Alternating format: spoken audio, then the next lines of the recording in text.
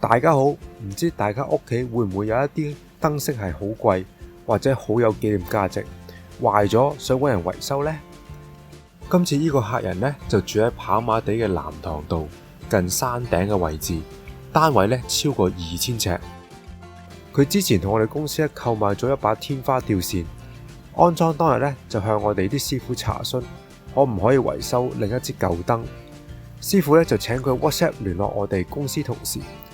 客人呢就傳來一啲燈具嘅圖片，經過 Tommy 師傅細心嘅評估，確認呢可以維修。以下呢就係當時 Tommy 師傅現場維修嘅片段啦。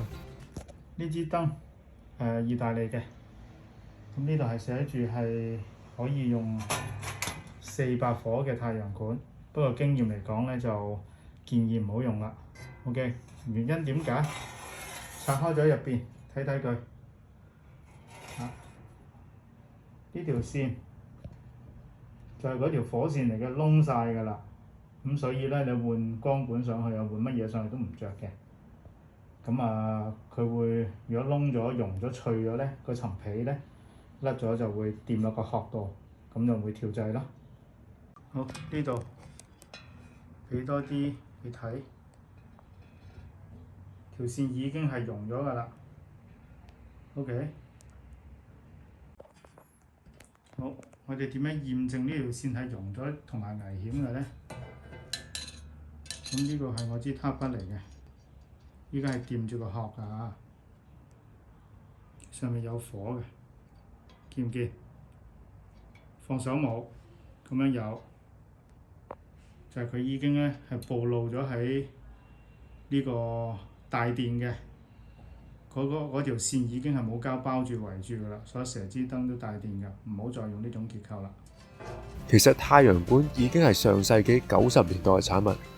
如果如片中使用400瓦嘅太陽管，表面溫度咧係超過250度，好似落雨嘅日子咧，啲飛蟻一撲埋去，就會立即燒焦，變成一縷煙㗎啦。經過一番努力咧，Tommy 師傅終於成功將呢支意大利吊燈咧維修同埋升級，使用 LED 燈啦。而牆壁嘅光暗掣呢，亦都要作出改裝。其實好多光暗掣啊、調光掣啊、智能調光掣啊，都唔兼容大部分 LED 燈或者慳電膽嘅。我哋睇下 Tommy 師傅即場嘅示範啦。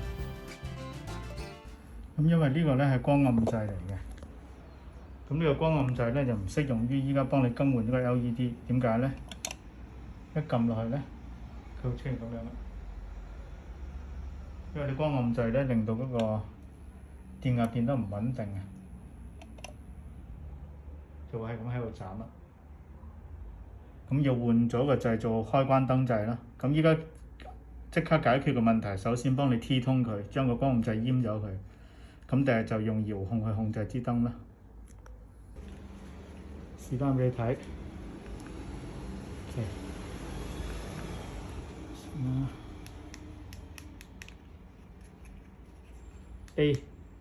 A 呢組，咁可以咁樣轉到熄溫嘅，